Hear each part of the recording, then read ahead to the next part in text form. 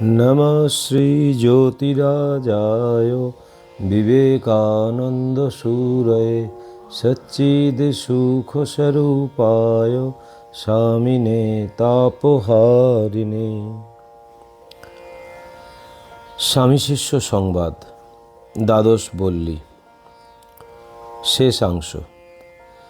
স্বামী যোগানন্দ উত্তরে বলিলেন, তুমি পূর্বে এসব কিছু বিশ্বাস করতে না, তাই তোমার ওই সকল দেখবার প্রয়োজন হয়েছিল। স্বামীজি, আমি কি না দেখে না শুনে যা তা কতকগুলো বিশ্বাস করি? এমন ছেলেই নই। মহামায়ার রাজ্যে এসে জগৎ ভেলকির সঙ্গে সঙ্গে কত কি ভেলকি না দেখলুম। মায়া মায়া, রাম রাম, আজ কি ছাইবস্য কথাই সব হলো। ভূত ভাবতে ভাবতে লোকে ভূত হয়ে যায়। আর যে দিনরাত জানতে অজান্তে বলে আমি নিত্য শুদ্ধ বুদ্ধ মুক্তাত্মা, সেই ব্রহ্মজ্ঞ হয়। এই বলিয়া স্বামীজি স্নেহভরে শিষ্যকে লক্ষ্য করিয়া বলিলেন, এই সব ছাইভস্য কথাগুলোকে মনে কিছুমাত্র স্থান দিবি না। কেবল সদসৎ বিচার করবি। আত্মাকে প্রত্যক্ষ করতে প্রাণপণে যত্ন করবি।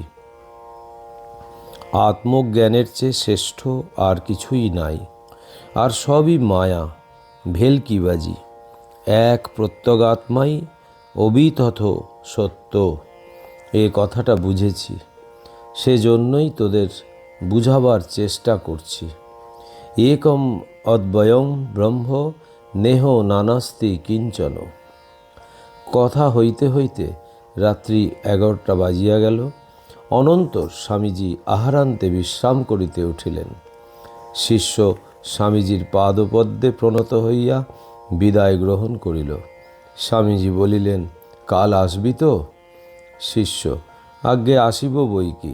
আপনাকে দিনান্তে না দেখিলে প্রাণ ছটফট করিতে থাকে। স্বামীজি, তবে এখন আয়, রাত্রি হয়েছে। অনন্তর শিষ্য স্বামীজির কথা ভাবিতে ভাবিতে রাত্রি 12টার সময় বাসায় ফিরিয়া আসিল। ত্রয়োদশ বল্লী। স্থান বেলুর ভাড়াটিয়া মঠ বাড়ি।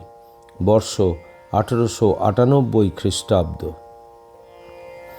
স্বামীজি যে বৎসর ইংল্যান্ড হইতে ফিরিয়া আসেন, সেই বৎসর দক্ষিণেশ্বরে রানী রাসমণির কালীবাড়িতে শ্রী শ্রী রামকৃষ্ণদেবের জন্মোৎসব হয়। কিন্তু নানা কারণে পরবৎসর দক্ষিণেশ্বরে উৎসব বন্ধ হয় এবং বেলুড়ে গঙ্গা তীরে শ্রীযুক্ত নীলাম্বর মুখোপাধ্যায়ের বাগানবাটি ভাড়া করিয়া আলমবাজার হইতে ওই স্থানে মঠ উঠাইয়া আনা হয়। উহার কিছুদিন পরে বর্তমান মঠের জমি খরিদ হইয়াছিল। তথাপি যে বৎসর জন্মোৎসব নূতন জমিতে হইতে পায় নাই, কারণ তখনও মঠের জমি জঙ্গলে পূর্ণ ছিল এবং অনেক স্থল সমতল ছিল না। তাই সেবার শ্রী শ্রী রামকৃষ্ণ জন্মোৎসব বেলুড়ে দাঁয়েদের ঠাকুর বাড়িতে হয়। ওই উৎসবের অব্যবহিত পূর্ববর্তী ফাল্গুনী দ্বিতীয়া তিথিতে নীলাম্বরবাবুর বাগানেই ঠাকুর শ্রীরামকৃষ্ণের জন্মতিথি পূজা হয় এবং জন্মতিথি পূজার 2-1 দিন পরেই শুভ মুহূর্তে শ্রীরামকৃষ্ণদেবের প্রতিকৃতি ইত্যাদি মঠের জন্য কৃত জমিতে লইয়া যাইয়া পূজা হোমাদি করিয়া তথায় ঠাকুরকে প্রতিষ্ঠিত করা হয়। স্বামীজি তখন পূর্বোক্ত নীলাম্বরবাবুর বাগানেই অবস্থান করিতেছিলেন। জন্মতিথি পূজায় সেবার বিপুল আয়োজন। স্বামীজির আদেশ মতো ঠাকুর ঘর পরিপাটি দ্রব্য সম্ভারে পরিপূর্ণ। স্বামীজি সেদিন স্বয়ং সকল বিষয়ের তত্ত্বাবধান করিয়া বেড়াইতেছিলেন। জন্মতিথির সুপ্রভাতে সকলেই আনন্দিত। কেবল ঠাকুরের কথা ছাড়া ভক্তদের মুখে আর কোনো কথাই নাই। পূজার ঘরের সামনে দাঁড়াইয়া স্বামীজি এইবার পূজার আয়োজন দর্শন করিতে লাগিলেন। পূজার তত্ত্বাবধান শেষ করিয়া স্বামীজি শিষ্যকে বলিলেন, পইতে এনেছিস তো? শিষ্য, আজ্ঞে হ্যাঁ, আপনার আদেশ মতো সব প্রস্তুত, কিন্তু এত পৈতার জোগাড় কেন বুঝিতেছি না। স্বামীজি, দ্বিজাতিমাত্রেরই উপনয়ন সংস্কারে অধিকার আছে। বেদ স্বয়ং তার প্রমাণ স্থল। আজ ঠাকুরের জন্মদিনে যারা আসবে তাদের সকলকে পৈতে পরিয়ে দেব। এরা সব ব্রাত্য, পতিত সংস্কার হয়ে গেছে। শাস্ত্র বলে ব্রাত্য প্রায়শ্চিত্ত করলেই উপনয়ন সংস্কারের অধিকারী হয়। আজ ঠাকুরের জন্মতিথি, সকলেই তার নাম নিয়ে শুদ্ধ হবে। তাই আজ সমাগত ভক্তমণ্ডলীকে পৈতে পড়াতে হবে, বুঝলি? শিষ্য, আমি আপনার আদেশ মতো অনেকগুলি পৈতে সংগ্রহ করিয়া আনিয়াছি। পূজান্তে আপনার অনুমতি অনুসারে সমাগত ভক্তগণকে ওইগুলি পড়াইয়া দিব। স্বামীজি, ব্রাহ্মণেতর ভক্তদিগকে এইরূপ গায়ত্রী মন্ত্র, এখানে শিষ্যকে ক্ষত্রিয়াদি দ্বিজাতির গায়ত্রী মন্ত্র বলিয়া দিলেন, দিবি। ক্রমে দেশের সকলকে ব্রাহ্মণ পদবীতে উঠিয়ে নিতে হবে। ঠাকুরের ভক্তদের তো কথাই নাই। হিন্দু মাত্রেই পরস্পর পরস্পরের ভাই। ছোমনা ছোমনা বলে এদের আমরাই হীন করে ফেলেছি। তাই দেশটা হীনতা, ভীরুতা, মূর্খতা ও কাপুরুষতার পরাকাষ্ঠায় গিয়েছে।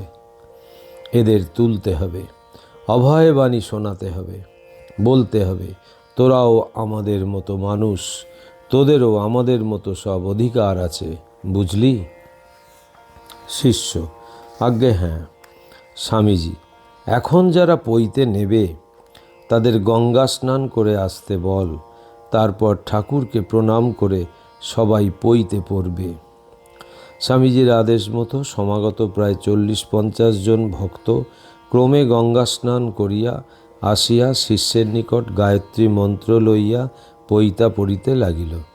মঠে হুলুস্থুল। পৈতা পড়িয়া ভক্তগণ আবার ঠাকুরকে প্রণাম করিল এবং স্বামীজির পাদপদ্মে প্রণত হইল। তাহাদিগকে দেখিয়া স্বামীজির মুখারবিন্দ যেন শতগুণ প্রফুল্ল হইল। ইহার কিছু পরেই শ্রীযুক্ত গিরিশচন্দ্র ঘোষ মহাশয় মঠে উপস্থিত হইলেন। এইবার স্বামীজির আদেশে সঙ্গীতের উদ্যোগ হইতে লাগিল এবং মঠের সন্ন্যাসীরা আজ স্বামীজিকে মনের সাধে সাজাইতে লাগিলেন।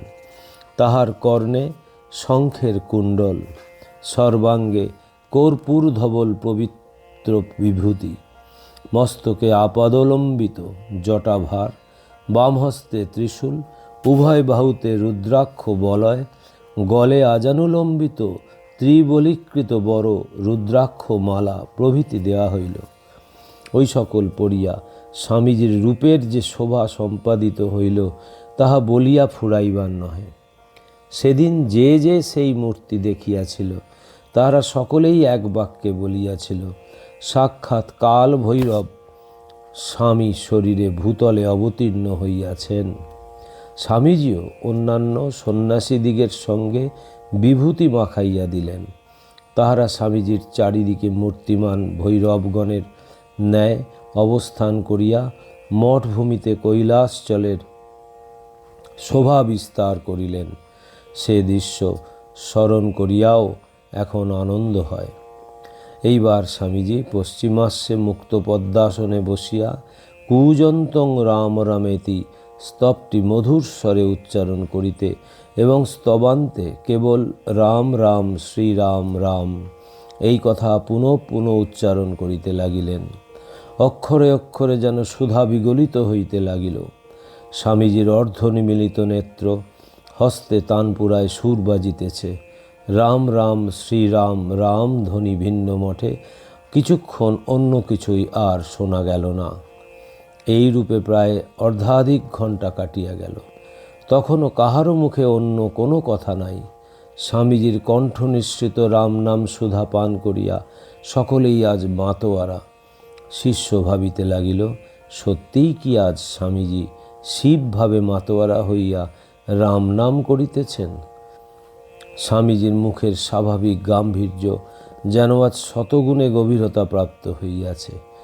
অর্ধনিমিলিত নেত্র প্রান্তে যেন প্রভাত সূর্যের আভা ফুটিয়া বাহির হইতেছে, এবং গভীর নেশার ঘোরে যেন সেই বিপুল দেহ টলিয়া পড়িতেছে। সে রূপ বর্ণনা করিবার নহে, বুঝাইবার নহে, অনুভূতির বিষয়। দর্শকগণ চিত্তার্পিতরম্ভ মিবাম্বতস্থে। রাম নাম কীর্তনান্তে স্বামীজি পূর্বের ন্যায় নেশার ঘরেই গাহিতে লাগিলেন, সীতাপতি রামচন্দ্র রঘুপতি রঘুরাই। বাদক ভালো ছিল না বলিয়া স্বামীজির যেন রসভঙ্গ হইতে লাগিল। অনন্তর শারদানন্দ স্বামীকে গাহিতে অনুমতি করিয়া নিজেই পাখোয়াজ ধরিলেন। স্বামী শারদানন্দ প্রথমত একরূপ অরূপ নাম বরণ গানটি গাহিলেন। মৃদঙ্গের স্নিগ্ধ গম্ভীর নির্ঘোষে গঙ্গা যেন উথলিয়া উঠিল, এবং স্বামী শারদানন্দের সুকণ্ঠ সঙ্গে সঙ্গে মধুর আলাপে গৃহ ছাইয়া ফেলিল। তৎপর শ্রীরামকৃষ্ণদেব যে সকল গান গাহিতেন, ক্রমে সেগুলি গীত হইতে লাগিল। এইবার স্বামীজি সহসা নিজের বেশভূষা খুলিয়া গিরিশবাবুকে সাদরে ওই সকল পরাইয়া সাজাইতে লাগিলেন। নিজ হস্তে গিরিশবাবুর বিশাল দেহে ভস্য মাখাইয়া কর্ণে কুণ্ডল, মস্তকে জটাভার, কণ্ঠে রুদ্রাক্ষ ও বাহুতে রুদ্রাক্ষ বলয় দিতে লাগিলেন। গিরিশবাবু সে শয্যায় যেন আর এক মূর্তি হইয়া দাঁড়াইলেন। দেখিয়া ভক্তগণ অবাক হইয়া গেল। অনন্তর স্বামীজি বলিলেন, পরমহংসদেব বলতেন ইনি ভৈরবের অবতার, আমাদের সঙ্গে এর কোনো প্রভেদ নেই। গিরিশবাবু নির্বাক হইয়া বসিয়া রহিলেন। তাহার সন্ন্যাসী গুরুভ্রাতারা তাহাকে আজ যেরূপ সাজে সাজাইতে চাহেন তাহাতেই তিনি রাজি। অবশেষে স্বামীজির আদেশে একখানি গেরুয়া কাপড় আনাইয়া গিরিশবাবুকে পরানো হইল। গিরিশবাবু কোনো আপত্তি করিলেন না। গুরুভ্রাতাদের ইচ্ছায় তিনি আজ অবাধে অঙ্গ ঢালিয়া দিয়াছেন। এইবার স্বামীজি বলিলেন, যিশি, তুমি আজ আমাদের ঠাকুরের কথা শোনাবে সকলকে লক্ষ্য করিয়া। তোরা সব স্থির হয়ে বস। গিরিশবাবুর তখনও মুখে কোনো কথা নাই। যাহার জন্মোৎসবে আজ সকলে মিলিত হইয়াছেন, তাহার লীলা দর্শনে ও তাহার সাক্ষাৎ পার্শ্বদগণের আনন্দ দর্শনে তিনি আনন্দে জড়বৎ হইয়াছেন। অবশেষে গিরিশবাবু বলিলেন, দয়াময় ঠাকুরের কথা আমি আর কি বলবো। কামিনী কাঞ্চন ত্যাগী তোমাদের ন্যায় বাল সন্ন্যাসীদের সঙ্গে যে তিনি এ অধমকে একাসনে বসতে অধিকার দিয়েছেন, এতেই তার অপার করুণা অনুভব করি। কথাগুলি বলিতে বলিতে গিরিশবাবুর কণ্ঠরোধ হইয়া আসিল। তিনি অন্য কিছুই আর সেদিন বলিতে পারিলেন না। অনন্তর স্বামীজি কয়েকটি হিন্দি গান গাহিলেন। ভেইয়া না পাকারো মেয়েরা নরম কহলিয়া ইত্যাদি। শিষ্য সঙ্গীত বিদ্যায় একেবারে পণ্ডিত, তাই ওই সকল গানের এক বর্ণও বুঝিতে পারিল না। কেবল স্বামীজির মুখপানে অনিমেষ নয়নে চাহিয়া রহিল। এই সময় প্রথম পূজা শেষ হওয়ায় ভক্তগণকে জলযোগ করিবার জন্য ডাকা হইল। জলযোগ সাঙ্গ হইয়াবার পর স্বামীজি নিচের বৈঠকখানা ঘরে যাইয়া বসিলেন। সমাগত ভক্তেরাও তাহাকে ঘিরিয়া বসিলেন। উপবীতধারী জনৈক গৃহস্থকে সম্বোধন করিয়া স্বামীজি বলিলেন, তোরা হচ্ছিস দ্বিজাতি, বহুকাল থেকে ব্রাত্য হয়ে গেছলি, আজ থেকে আবার দ্বিজাতি হলি। প্রত্যহ গায়ত্রী মন্ত্র অন্তত 100 বার জপবি, বুঝলি? গৃহস্থটি যে আজ্ঞা বলিয়া স্বামীজির আজ্ঞা শিরোধার্য করিলেন। ইতোমধ্যে শ্রীযুক্ত মহেন্দ্রনাথ গুপ্ত মাস্টার মহাশয় উপস্থিত হইলেন। স্বামীজি মাস্টার মহাশয়কে দেখিয়া নানা সাদর সম্ভাষণে আপ্যায়িত করিতে লাগিলেন। মহেন্দ্রবাবু প্রণাম করিয়া এক কোণে দাঁড়াইয়াছিলেন। স্বামীজি বারংবার বসিতে বলায় জড়সড়ভাবে এক কোণে উপবিষ্ট হইলেন। স্বামীজি, মাস্টার মহাশয়, আজ ঠাকুরের জন্মদিন, ঠাকুরের কথা আজ আমাদের শোনাতে হবে। মাস্টার মহাশয় মৃদু হাস্যে অবনত মস্তক হইয়া রহিলেন। ইতোমধ্যে স্বামী অখণ্ডানন্দ মুর্শিদাবাদ হইতে প্রায় 1.5 মণ ওজনের 2টি পান্তুয়া লইয়া মঠে উপস্থিত হইলেন। অদ্ভুত পান্তুয়া 2টি দেখিতে সকলে ছুটিলেন। অনন্তর স্বামীজি প্রভৃতিকে উহা দেখানো হইলে পর স্বামীজি বলিলেন, ঠাকুর ঘরে নিয়ে যা। স্বামী অখণ্ডানন্দকে লক্ষ্য করিয়া স্বামীজি শিষ্যকে বলিতে লাগিলেন, দেখছিস কেমন কর্মবীর, ভয় মৃত্যু এসবের জ্ঞান নেই, এক রোখে কর্ম করে যাচ্ছে, বহুজন হিতায় বহুজন সুখায়। শিষ্য, মহাশয়, কত তপস্যার ফলে উহাতে ওই শক্তি আসিয়াছে। স্বামীজি, তপস্যার ফলে শক্তি আসে, আবার পরার্থে কর্ম করলেই তপস্যা করা হয়। কর্মযোগীরা কর্মটাকেই তপস্যার অঙ্গ বলে।